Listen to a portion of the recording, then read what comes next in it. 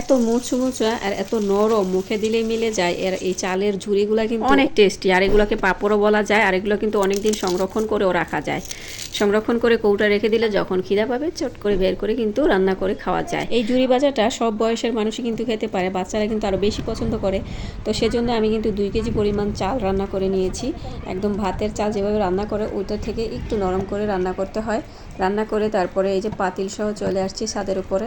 আর ভাতগুলা এই যে এরকম করে দেওয়ার আগে একটু মথে নিতে হয়, মথে নিয়ে চটকে নিয়ে তারপর একটু লবণ মাখিয়ে তারপরে হচ্ছে গিয়ে চালনিতে ডলতে হয়। চালনিতে ডলার সময় অবশ্যই খেয়াল রাখতে হবে নিচে যেন দলা পাকিয়ে না যায়। দলা পাকিয়ে গেলে কিন্তু সেগুলো ভালো লাগবে না। একটা একটা করে আস্তে আস্তে করে থাকতে হবে, একটা একটা করে অবশ্যই সরিয়ে সরিয়ে দিতে হবে, তাহলে কিন্তু ঝুড়িগুলো সুন্দর তেলে দিলে একদম ফুলে যাবে। আর যদি দলা পাকিয়ে থাকে, কাঁচা অবস্থায় দলা থাকলে কিন্তু এগুলো ছুটবে না। তো যখন এরকম কাঁচা কাঁচা থাকে তখনই কিন্তু দলাগুলো ছুটাই দিবে, শুকনো হয়ে গেলে কিন্তু এগুলো আর ছুটবে না। আর এই চালনিটা আপনি লোহার দোকান থেকে কাস্টমাইজ করে নিতে পারেন। আর যে এখানে বিশেষ যে চালনটা থাকে এটা পাওয়া যাবে ধান ভাঙানোর মেশিনের যে কলটা থাকে সেখানে গেলেই কিন্তু এই চালনির যে চাকনাটা আছে সেটা পাওয়া যাবে। তারপরে কিন্তু আপনি লোহার দোকান থেকে কাস্টমাইজ করে বানিয়ে নিতে পারবেন। তো এগুলা ভালো করে রোদ্রে শুকাতে হবে, একদম মচমচা করে শুকানোর পরে আপনি রেখে দিতে পারেন একটা কন্টেনারে করে, অনেক দিন পর্যন্ত থাকবে। আর যদি একটু নর্মাল ফ্রিজে রেখে দেন তাহলে একদম সুন্দর, কোনো বাজে স্মেল হবে না, কোনো পোকামাকড়ও ধরবে না, বছর খানিক খাওয়া যাবে রেখে। আর যেদিন খেতে ইচ্ছে করবে সেদিন একটু রোদ্রে দিলেই হবে। আর যদি বাহিরে রাখেন তাহলে রোদ্রেও দিতে হবে না, শুধু ডাইরেক্ট তেলে ভাজে নিলেই হবে। আর দেখেন কি সুন্দর মুচমুচা হয়ে একদম ফুলে যাচ্ছে তেলে দেওয়ার সাথে সাথে। আর এগুলো খেতে কিন্তু বেশ নরম আর খুবই টেস্টি লাগে। আর এগুলা মানে আমাদের বাসায় বাচ্চা থেকে বুড়ো সকলেই এত পছন্দ, তো বাসাতে রাখতেই হয়।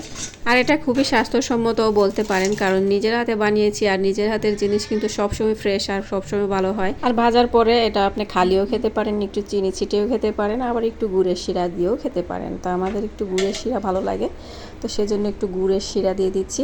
আর গুড়ের শিরাটা দিলে এটা অস্থির লাগে, অসম্ভব মজা লাগে।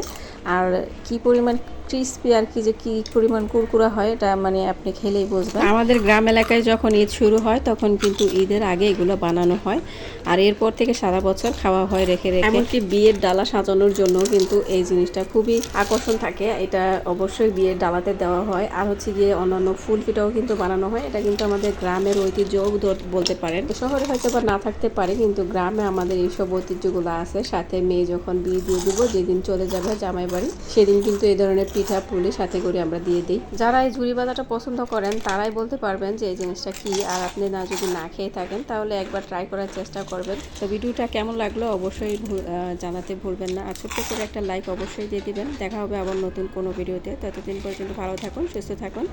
আসসালামু আলাইকুম, আল্লাহ হাফেজ।